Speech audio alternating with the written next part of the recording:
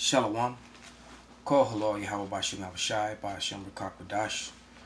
Double honors unto the apostles and the elders. Salutations to all my fellow laborers doing this work in truth and sincerity, risking their lives and their freedom to do so now more so than ever. To the scattered elect that are scattered around the four corners of the earth among the heathen nations that be like unto the speckled bird, meaning they look like the heathen but are indeed Israelites. And to the Akwaf, the listening, the Israelite women who are listening. To the Akwaf, I say Shalom. This is your brother Malcolm from the branch of the Great Millstone here in Chicago. And chapter I've been reading and contemplating is Lamentations, because we're in that mode yet again. As a matter of fact, the Lamentations of Israel was never really to end until the Lord come back for them.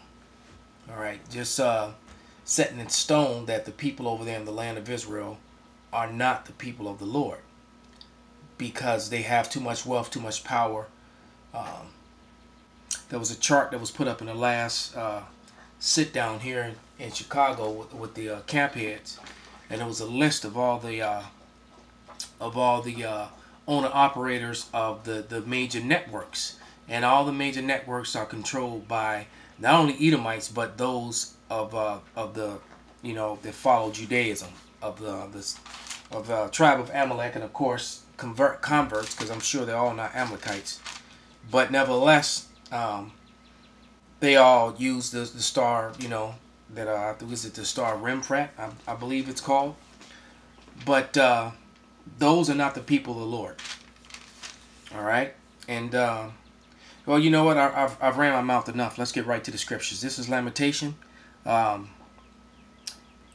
I'm going to start it in chapter 2. I'm going to, read a few scriptures in here and get some precepts, and pretty much stay in the book of Lamentation outside of the precepts that I'm going to get.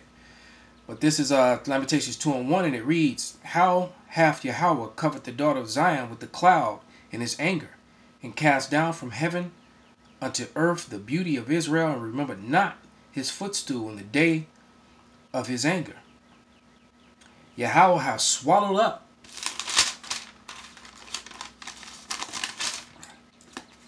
all the inhabitants of Jacob, and have not pitied. He hath thrown down the wrath of the strongholds of the daughter of Judah. He hath brought them down to the ground. He hath polluted the kingdoms and the princes thereof.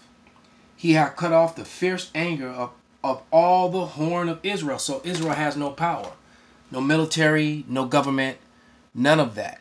The Lord cut it all off. And so you'll get scoffers and women of our own nation that, especially those that cater to their enemy, to Esau, Edom, who will scoff and talk stuff against the men of the Lord and against the men that believe, or even some of the sisters that believe, and Edomites as well, with the whole we was kings, that whole sort of thing. But it's clear when you learn history that they stole history. They stole our heritage from us. That they took away all the artifacts and things of that nature. They painted their face. And didn't it say, Job 9:24, "The earth is given into the hand of the wicked. He covered the faces of the judges thereof." They covered up our faces and put up their own. And that's a typical of a devil, is to handicap you and then challenge you to a race. This is how they operate, in pride. They pridefully operate in wickedness and crookedness, and unbalance, in complete unbalance. But it says, "He hath cut off in his fierce anger all the horn of Israel. He hath drawn back his right hand from before the enemy. He hath burned against Jacob like a flaming fire, which devoureth." So let's go to Psalms. Get a quick precept. Because the Lord went from being our Savior to our enemy because of our behavior. All right, because of what we did. But the Lord said that He was going to redeem us back, though. All right. And this was King David asking. It says, and this was doing the defilement of the temple. That's what it says in my Bible at the top. They were defiling our temple. I'm going to start at verse 10. Well, the point was in 11. Actually, I'm going to start at verse 9. We see not our signs, there is no more any prophet, neither is there among us any that knoweth how long. O power, how long shall the adversary reproach? Shall the enemy blaspheme thy name forever? Why withdrawest thou thy hand, even thy right hand? Pluck it out of thy bosom. So the Lord left us to our own destruction because of, basically our own doings. By not following the law, statutes, and commandments, by not keeping those laws, the Lord left us in the hands of the enemies. And the number one enemy is Esau, Edom, who refers to themselves today as white people. And they operate upon Jacob with cruelty and with no mercy. Both physically, financially, scholastically, in any way imaginable, they put you in a position where they always will have the advantage over you. As a matter of fact, President Lincoln even wrote something to that effect. It's on record about how the advantage should always be to the so-called white man.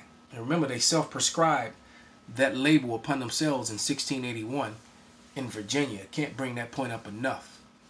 All right, that was yet their last disguise as trying to cover up their nationality. So they labeled themselves as white when there's no such thing as white people, nor black people. This is for the new people that are listening. People are different shades of brown, and people are different shades of red. There is no such thing as a black or white person. You got brown people and red people. And the red people, that pinkish, that blood showeth forth through their skin, refer to themselves as white. You ever heard the term redneck, red face, or shame face, rosy? All right, not ruddy. Ruddy is kind of like what you're looking at, like a brown hue with reddish tones. All right, you look up ruddy duck, ruddy cow, ruddy dog. All right, ruddy humans, and it's going to show you brown people, brown complected people with reddish, with brass. It said the Lord looked like brass. All right, brass has like a kind of a brownish red tone to it.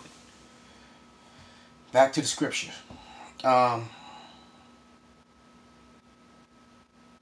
This is Psalms. Lamentations. The 5th verse now, 2 and 5. Yahweh was an enemy. He hath swallowed up Israel. He hath swallowed up all her palaces.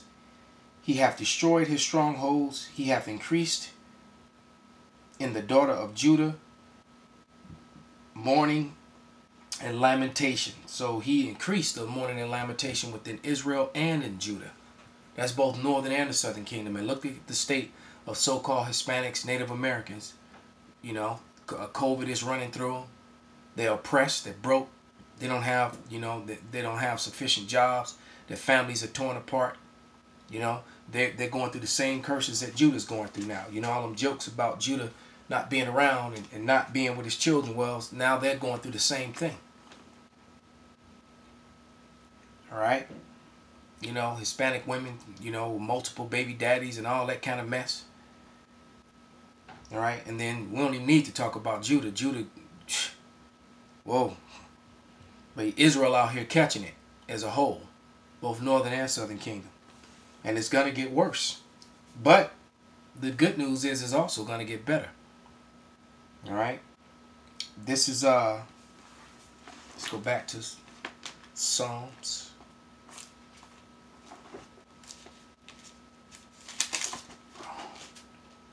Uh, 89 and 46.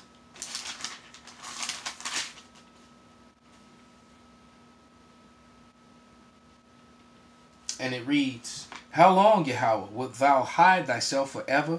Shall thy wrath burn like fire? So we're begging the Lord, please.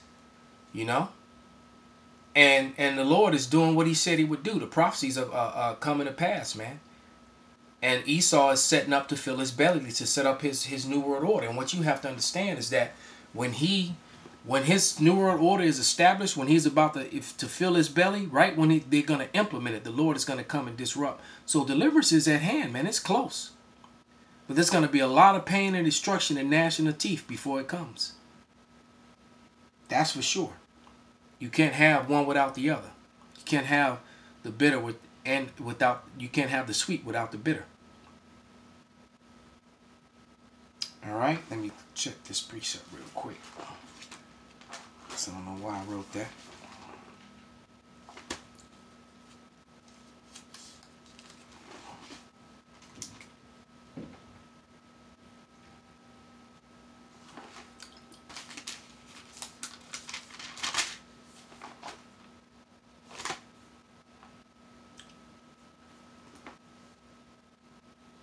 Yeah, okay, Jeremiah 21, verses 4 and 5, and it reads, Thus saith Yahweh, power of Israel, Behold, I will turn back the weapons of war that are in your hands, wherewith ye fight against the kingdom of Babylon and against the Chaldeans, which besiege you without the walls, and I will assemble them in the midst of the city. And I myself will fight against you with an outstretched hand, and with a strong arm, even anger, and in fury, and in great wrath. So the Lord gave us over into the hands of our enemies, man. We wanted to be with and like the heathen so much, the Lord said, okay, well then you go be with them. But we didn't go be with them on our terms. We went with them on their terms, and they all put us into captivity. He didn't cover up, well, they didn't hide and cover up our history. That wasn't until Esau, Edom got the dominion over us. But nevertheless, we still lost our heritage. All right, that's what this is about. The heritage of Israel being regained. Okay, and we have regained our heritage. That's another reason why all these things have befallen the world, man. Because there's enough Israelites who have woken up to the fact that they're Israel. And that so this is the Lord's. The Lord is operating now. You know, whether you want to believe or not believe. Whether you want to, you know, Edomite scoffer, you know, a Judite woman, or Northern Kingdom woman scoffer, whether you want to believe or not. You know, the men of Israel are being uplifted again.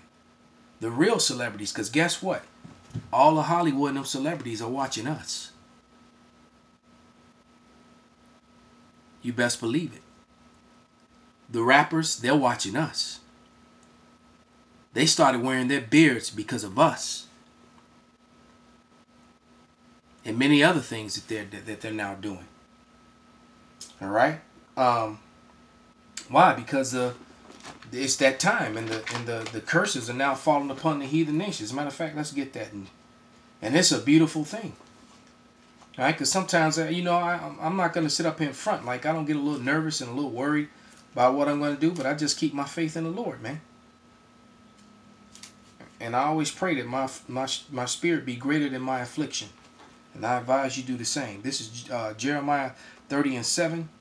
Alas, for that day is great, so that none is like it. It is even the time of Jacob's trouble, but he shall be saved out of it. And that he is the children of Israel, the elect, children of the elect. Like Daniel 12 and 1 says that Michael himself is going to stand up for us. Matter of fact, let's get that real quick.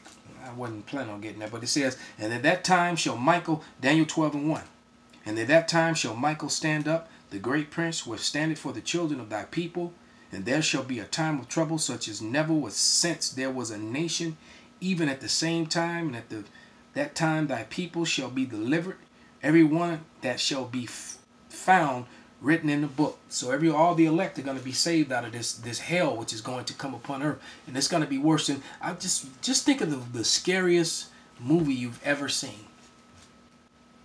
I'm gonna stop. Give you a moment of silence. Think about it. Think of the scariest movie you've ever seen, or the most violent movie, the violent scene you have ever seen. Let me give you a little help. For those of you who have ever seen Gangs of New York, that opening scene with the Scots, you know, I mean the so-called natives, Edomites, fighting the Irish in the street for control over the 5 points in New York. All right, that was a pretty violent scene if you've ever seen it. Or the opening 20 minutes of Saving Private Ryan. You know, just think of that. And no matter how violent that scene that you have in your head, in your mind, whatever it is that you're thinking of, the rape scene, the murder scene, the animal jaws, the sharks ripping people to pieces, whatever it is that your mind is conceiving, it's going to be way worse. Way worse than you could imagine. That is what's coming to cover the whole earth. If you can't see it, then that's because you're just being willfully Stupid. Okay?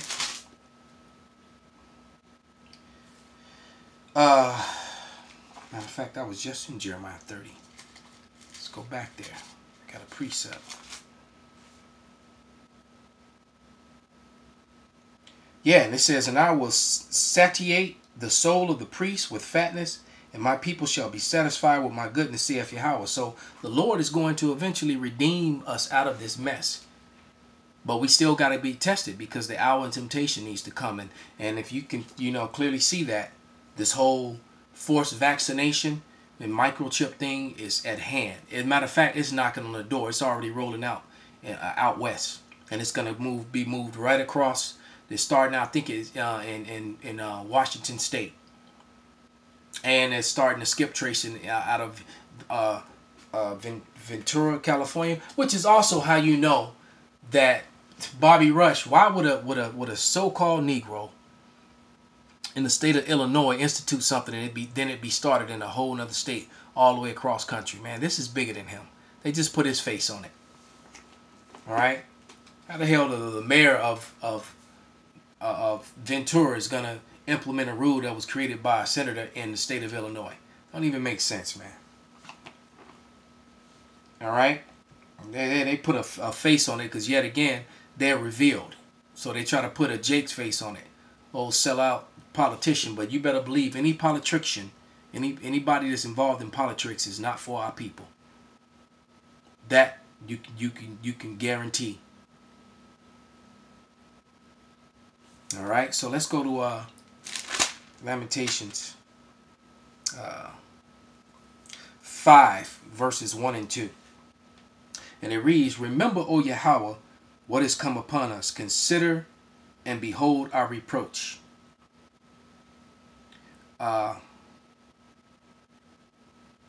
Verse 2, "Our inheritance," meaning our culture, our name, "is turned to strangers, our house to aliens." And that would be the people who worship or follow Judaism and Kabbalism and all that other mess. The Talmud. They're claiming to be us, because it's the truth. And when they're asked, when did someone else put them in slavery, put them on cargo slave ships with yokes of iron around their hands and their feet, and then they got shipped to the four corners of the earth and sold into slavery, and lived among the heathen nations, and then had a great awakening and remembered who they are, they can't answer it because it didn't happen to them. That's what happened in the Bible. The Israelites got cut off from their heritage, and then there was a great awakening. They were to be awakened again to who they were. And the Lord left behind a mountain of relics and evidence to prove it. No matter how much they scoff and how much garbage they talk, they cannot prove. See, we don't have to prove who we are anymore. All right? They have to prove that they're not the Edomites. And guess what? There's two mountains of evidence to prove that. This is Lamentation 4 and 21. And it reads, "Rejoice and be glad, O daughter of Edom, that dwelleth in the land of Uz. The cup also shall pass through unto thee. Thou shalt be drunken, and thou shalt make thyself naked." And you've been made naked. You've been made bare. We now know who the Edomites are. And they're boldly proclaiming their new world order.